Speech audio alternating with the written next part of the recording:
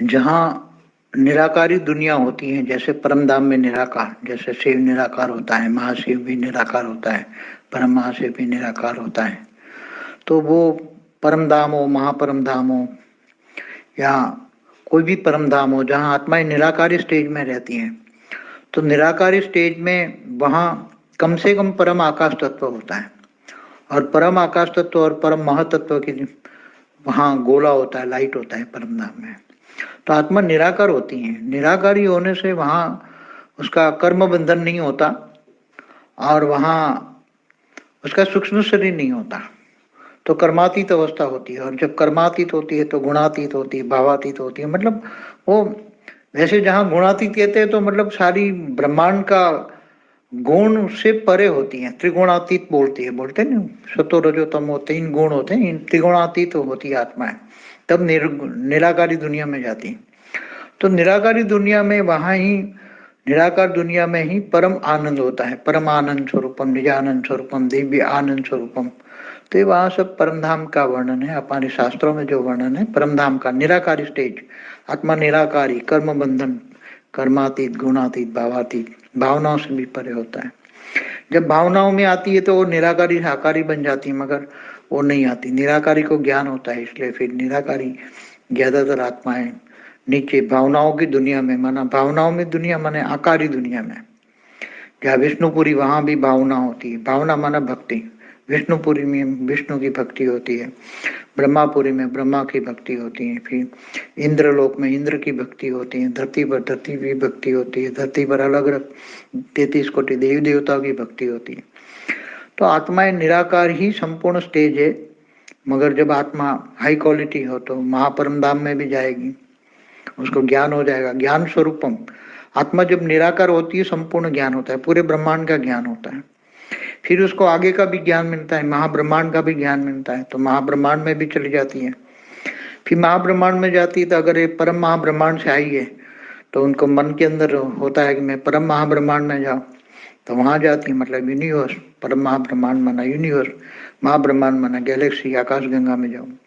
तो ये आत्माओं की अलग अलग स्टेजेज हैं, आत्माओं की जिस स्टेजेज अलग अलग होती है उसी के आधार से वो आत्मा जाते हैं।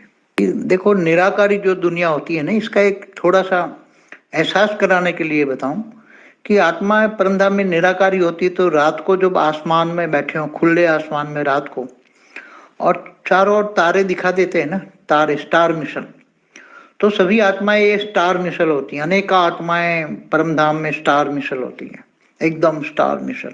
तो रात को जब सभी स्टार को देखते हो तो ऐसी आत्माएं, सभी को एक एक स्टार है, वो सबको एक एक आत्माएं देखो, तो वो निराकारी दुनिया होगी। रात को अंधेरे में स्टार देखो, निराकारी दुनिया का अनुभव करो। हालांकि वहां निराकारी दुनिया में आत्माएं इतनी मतलब वहां का वर्णन करना बहुत ही मतलब मुश्किल है। वहां आत्माएं इतनी मतलब आनंद स्वरूप में रहती है, वहां परम आनंद स्वरूप, क्योंकि आत्मा निराकार होती है, कर्मातीत अवस्था होती है ना, कर्म बंधन नहीं होता। क्योंकि आत्मा जब आकारी रूप में होती, जैसे ब्रह्मापुरी में हो या विष्णुपुरी में हो या नीचे इंद्रलोक में हो या कई भी लोक हो, भूलोक हो, भुभुरुलोक हो, स्वलोक हो, महालोक हो, जनलोक हो, तपलोक हो, या ब्रह्मापुरी हो, विष्णुपुरी हो, या शिवपुरी भी हो, तो वहां आकारी रूप में आत्मा होती तो हल्का सा बंधन कहीं ना कहीं विष्णुपुरी में भी रहता है, हल्का सा बंधन। इसलिए भावना होती है तो भक्ति होती है। जब आत्मा परम धाम में निराकारी तो केवल ज्ञान होता है, ज्ञान स्वरूपम। आत्मा एकदम ज्ञान स्वरूप होता है, पूरे ब्रह्मांड का ज्ञान होता है, आत्माओं को पूरी गैलेक्सी का ज्ञान होता है।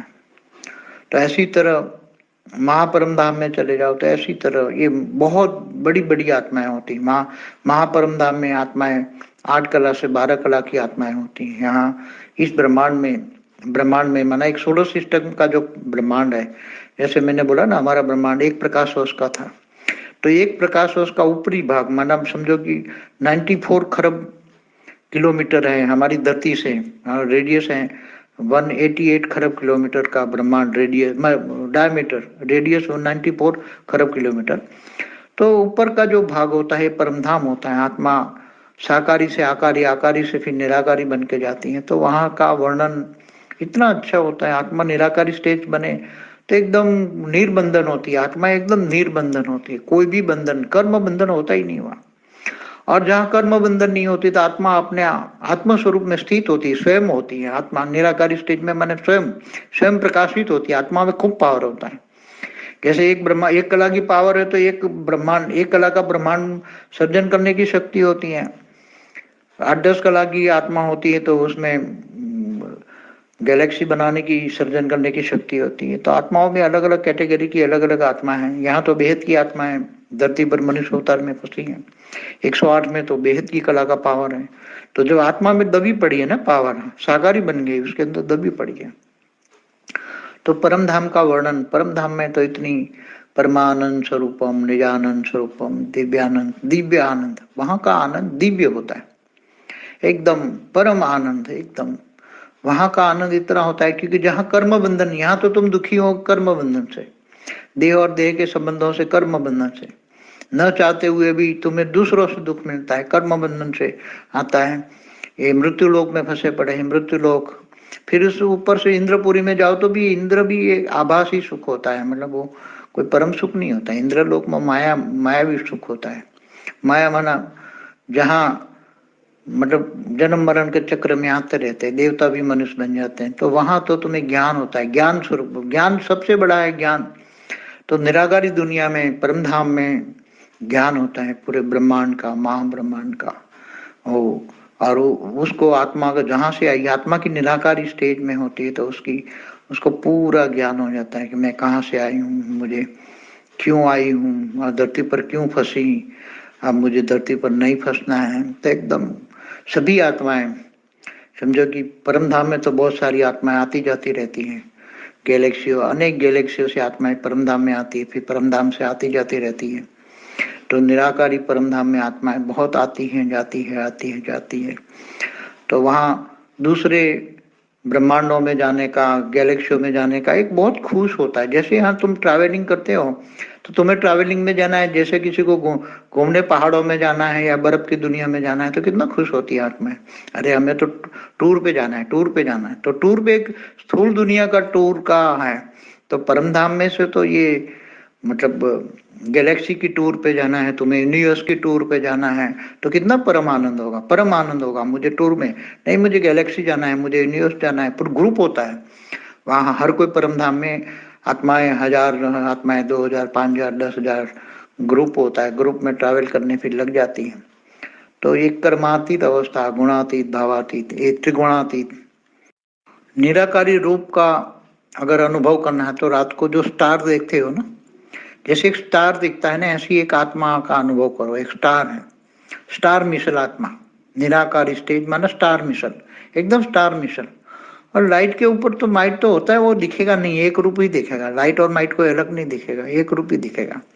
तो स्टार मिसल आत्मा, जैसे रात को अंधेरे में देखो तो स्टार दिखता है ना, ऐसे ही तुम आत्माएं स्टार मिसल हो। आत्माएं बड़े माइंड के सेंटर पॉइंट में, मतलब भ्रुकुटी के बीच में आत्मा है। वही तीसरा नेत्र खोलते हैं तो तीसरा नेत्र मन आत्मा स्वरूप की अनुभूति करना। तो ये आत्मा स्टार मिसल है, ऐसे अनुभव करो। एकदम लाइट का स्टार मिसल है, शांत। जैसे वो स्टार व्हाइट लाइट होती है ना, ऐसे ही स्टार व्हाइट लाइट होती है। एकदम आत्मा एकदम व्हाइट लाइट, स्टार समान। एक एग्जाम्पल दिया, स्टार मिसल आत्मा है, परम शांति।